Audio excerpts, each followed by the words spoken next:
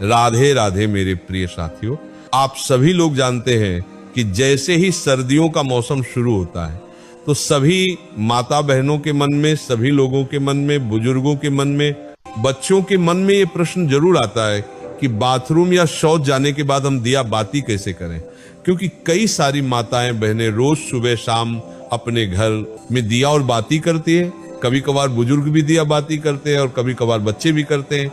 साथियों, ये प्रश्न विशेष रूप से सभी लोगों के मन में सर्दियों के मौसम में ही आता है, क्योंकि सर्दियों के मौसम में पानी बहुत ठंडा होता है। बार बार हाथ पैर गीला करना किसी को भी पसंद नहीं होता है, या बहुत सारे लोग हाथ पैर में स्वेटर वगैरह, मोजे वगैरह पहने होते हैं, तो बार बार हाथ पैर धोने में बहुत परेशानी होती है।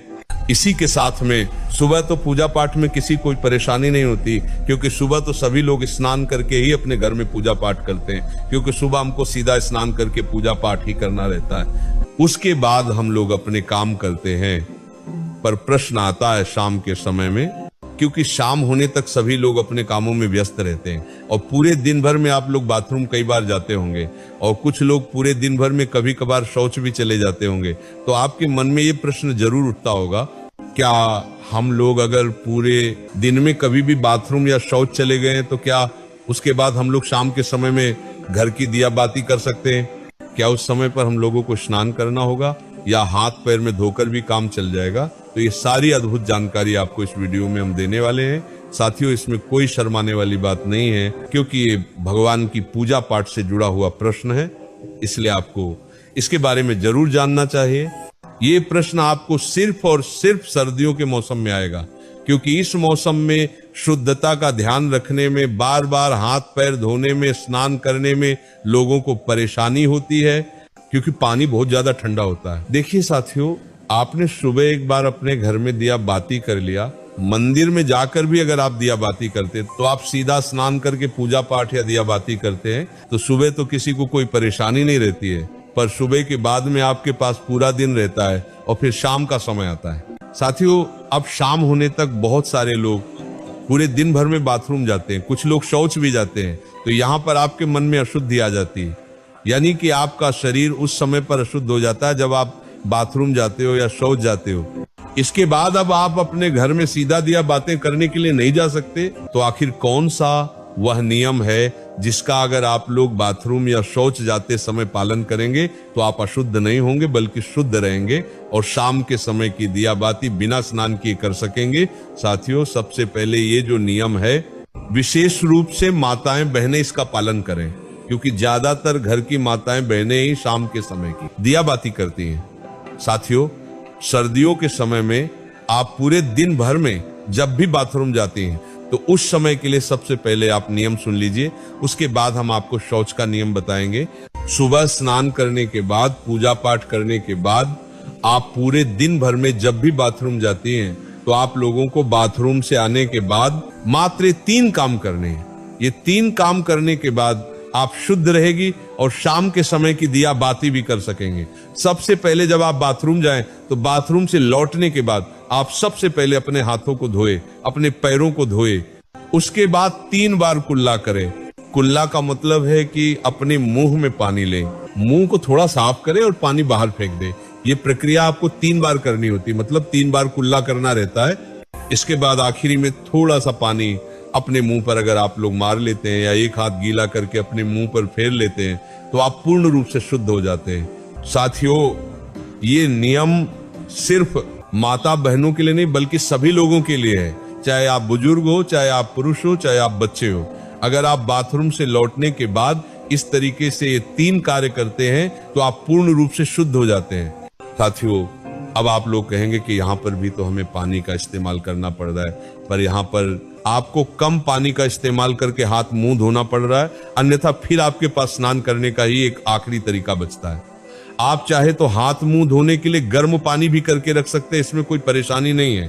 पर बाथरूम से लौटने के बाद अगर आप ज्यादा कुछ ना भी कर पाए तो अपने हाथ पैर जरूर धोएं। साथियों, अब कुछ माताएं बहनें या कुछ लोग ऐसे हैं जो सुबह अपने घर से बाहर ऑफिस ड्यूटी अपने काम पर जाते हैं, तो उनके मन में ये प्रश्न जरूर आएगा कि हम लोग बाहर रहकर इस नियम का पालन कैसे करें।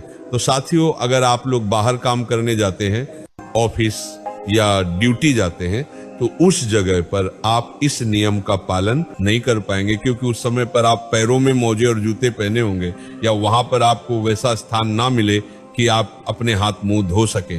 तो इसीलिए बाहर रहकर ये सारे नियम संभव नहीं है। तो जितने भी लोग बाहर रहते हैं, पूरा दिन काम करते हैं और शाम को अपने घर पर लौटते हैं, उनके लिए एक अलग नियम है। साथियों, अगर आप सभी लोग शाम को अपने घर लौटकर अगर गर्म पानी से स्नान कर सकें तो बहुत अच्छी बात है।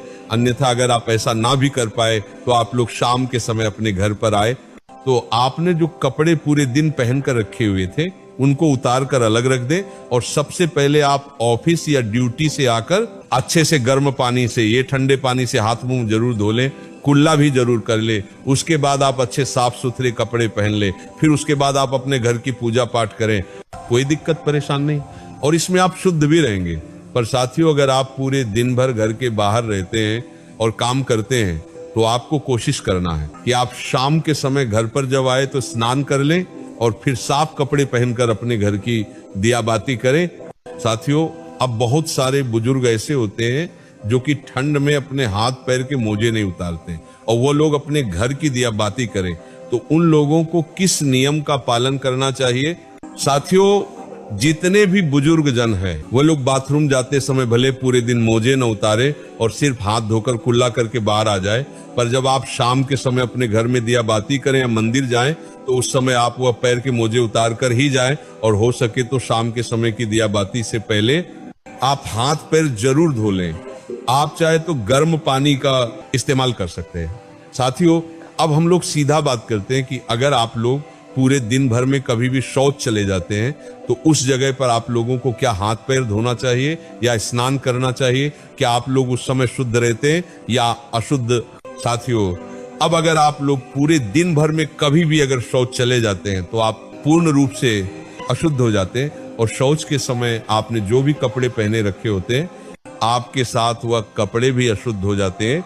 इसलिए शौच जाते समय सीधा सा नियम यही है कि जो भी लोग पूरे दिन भर में कभी भी शौच गए हैं, उनको शौच से आने के बाद सीधा स्नान करना चाहिए। अगर वह शौच से आने के बाद स्नान नहीं करते हैं, तो उनको शाम के समय की दिया बत्ती नहीं करना चाहिए या मंदिर नहीं जाना चाहिए, क्योंकि आप अगर शौच से आने के बाद स्नान नहीं करते तो आप अशुद्ध रहते हैं। अगर आप शौच से आने के बाद सिर्फ हाथ मुंह धोते हैं तो भी आप शुद्ध नहीं होते हैं, और शौच जाने के बाद भी आप लोग उस दिन अपने घर की दिया बाती करते हैं, तो इससे भगवान आपसे नाराज होते हैं, या मंदिर भी जाते हैं तो ऐसा भी आपको नहीं करना चाहिए। साथियों, ये नियम सभी लोगों के लिए है, इसीलिए पूरे दिन में जब भी आप शौच जाए तो आपको उसके बाद स्नान ही करना चाहिए, तभी आप शुद्ध होते हैं। या अगर आप इतना ना कर पाए सर्दी होने के कारण, तो उस दिन आप अपने घर की दिया बाती ना करें या मंदिर ना जाए, उस दिन आप किसी और से अपने घर की दिया बाती करा ले। साथियों, यहाँ पर प्रश्न ये आता है कि सर्दियों के समय ज्यादातर लोग मोटे मोटे कपड़े या स्वेटर वगैरह पहने रहते हैं, तो अगर वह शौच जाते हैं तो इतनी सारी चीजों को धोना संभव नहीं है, तो वह क्या करें? तो साथियों, उस समय पर आप जब शौच जा रहे हो तो उतने ही कपड़े पहन कर जाएं जितने को आप बाद में धो सके, बाकी के कपड़े उतार कर बाहर रख जाएं, और शौच से लौटकर आप खुद स्नान करें। उन कपड़ों को भी धोए जिन्हें आप पहन कर गए थे, फिर स्नान करके आप वो मोटे कपड़े या सर्दी वाले कपड़े पहन सकते हैं जो आपने पहले ही उतार कर बाहर रख दिए थे।